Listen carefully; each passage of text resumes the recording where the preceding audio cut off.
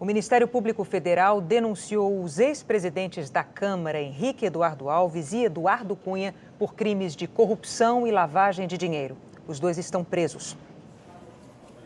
A denúncia reúne mensagens de celulares, prestações de contas eleitorais, dados bancários e telefônicos e depoimentos de delatores. De acordo com o Ministério Público Federal, esse conjunto confirma as ilegalidades cometidas pelo grupo. Os procuradores concluíram, com base no inquérito da Polícia Federal, que Eduardo Cunha e Henrique Alves tinham uma sociedade ilícita ou parceria criminosa. Segundo o MPF, os ex-deputados uniram esforços para conseguir propina das empreiteiras em troca de favores. Os investigadores afirmam que Henrique Alves atuou para que o Tribunal de Contas do Estado não interferisse na liberação de financiamento para a OAS construir a Arena das Dunas.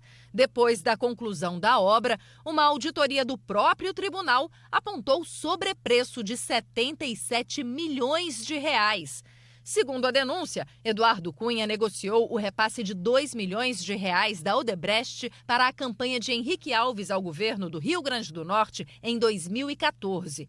Em troca, o então candidato iria privatizar a Companhia de Águas e Esgotos. Henrique Alves perdeu a eleição.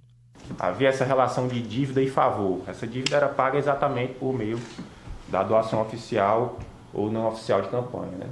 E, com base nisso aí, se sucederam diversos pedidos. Considerando esse contexto todo, a gente tem aí um total de 11 milhões e 500 mil reais de propina sob a forma de doações oficiais e não oficiais de campanha. Eduardo Cunha está preso em Curitiba desde outubro de 2016. Henrique Alves foi preso na Operação Manos no começo deste mês. Além dos dois, foram denunciados à Justiça o ex-presidente da OAS, Léo Pinheiro, e o ex-presidente da Odebrecht Ambiental, Fernando Reis, que é delator na Lava Jato, e 2 empresários ligados a Henrique Alves, Fred Queiroz e Arturo Arruda. Entre os crimes a que podem responder estão corrupção e lavagem de dinheiro.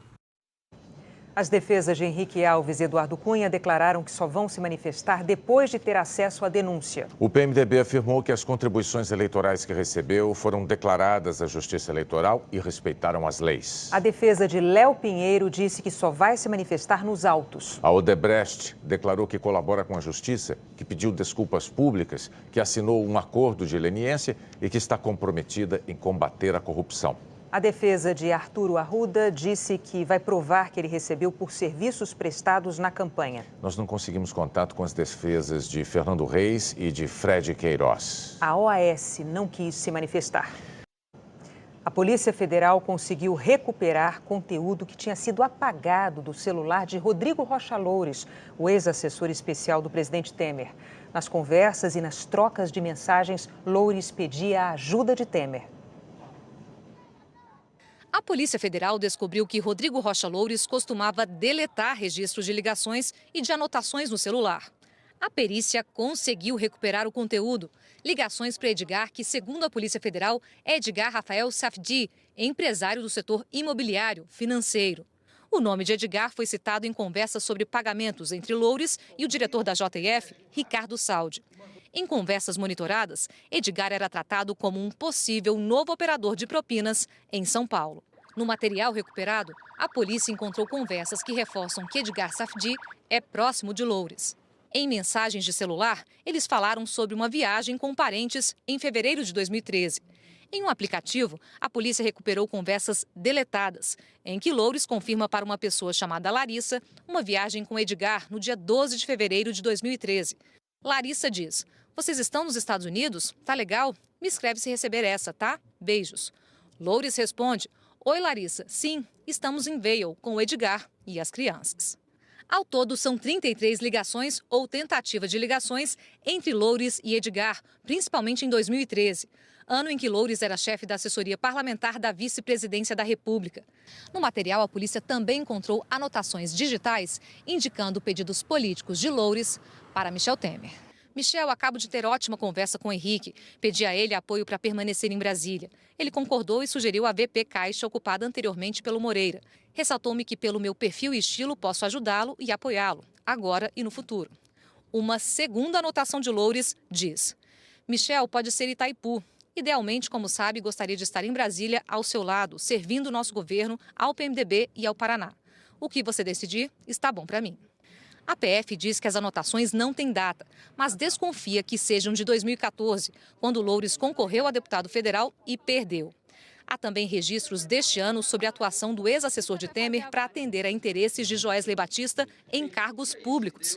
E que isso seria importante para resolver questões que interessavam ao grupo JF, que controla a JBS. Envolvendo inclusive o interesse em posições-chave de órgãos da administração pública, como Comissão de Valores Mobiliários, Procuradoria-Geral da Fazenda Nacional, Banco Nacional de Desenvolvimento Econômico e Social e Receita.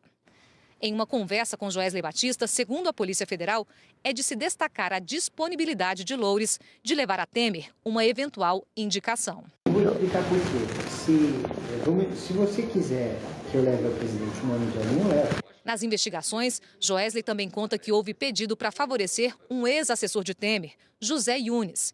Ele deixou o governo após ser citado na delação de um ex-executivo da Odebrecht.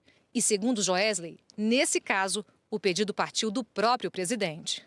Em depoimento na última sexta, Joesley disse que se recorda também de uma tentativa de inclusão do advogado José Yunes, por indicação de Temer, para intermediar um acordo com uma empresa em disputa judicial em andamento contra o grupo JF, e que renderia ao escritório de José Yunes cerca de 50 milhões de reais. Que o acordo não foi para frente, mas quem ficou designado para tratar foi Francisco de Assis, do jurídico da JF. No entanto, este não sabia que se tratava de um pedido do presidente Michel Temer. A assessoria do presidente Michel Temer negou que ele tenha discutido com Rodrigo Rocha Loures a possibilidade de indicá-lo para Itaipu. A assessoria também negou que Temer tenha pedido que Joesley contratasse José Yunes. A defesa de Edgar Safdie declarou que seu cliente e Rodrigo Rocha Loures são amigos há mais de 30 anos, mas que os dois nunca trataram de recebimento ou pagamento de dinheiro.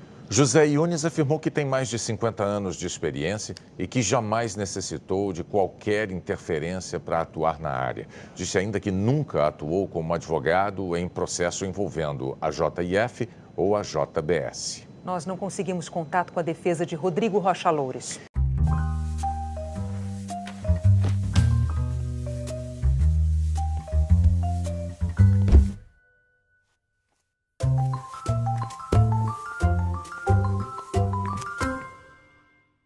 O governo começou hoje a punir aliados que votaram contra a reforma trabalhista numa comissão do Senado.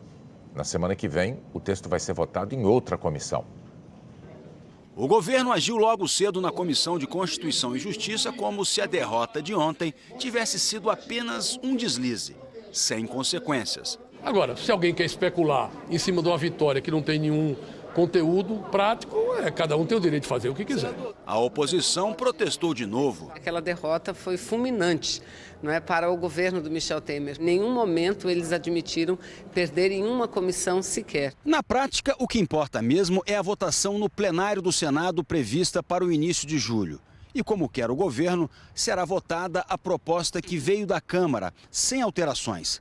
Mas é inegável que a derrota de ontem na Comissão de Assuntos Sociais mostrou o descontentamento com o Palácio do Planalto. A reação do governo veio na mesma moeda usada para conquistar apoio político. O senador Hélio José, do PMDB do Distrito Federal, votou contra a reforma. Hoje, 2 apadrinhados dele no governo foram demitidos. A nomeação de um deles, o superintendente do patrimônio da União no DF, gerou polêmica no ano passado.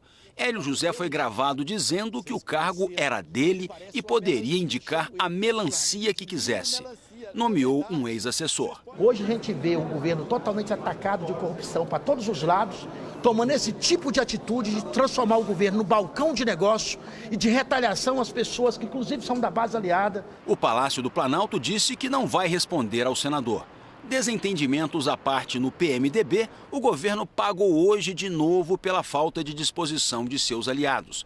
A Comissão de Direitos Humanos do Senado aprovou a convocação do diretor da Agência Brasileira de Inteligência, Janer Alvarenga, e do ministro do Gabinete de Segurança Institucional, Sérgio Ettigoin, para explicar a denúncia da revista Veja de que o governo usou a agência para investigar o ministro Luiz Edson Fachin, do Supremo Tribunal Federal.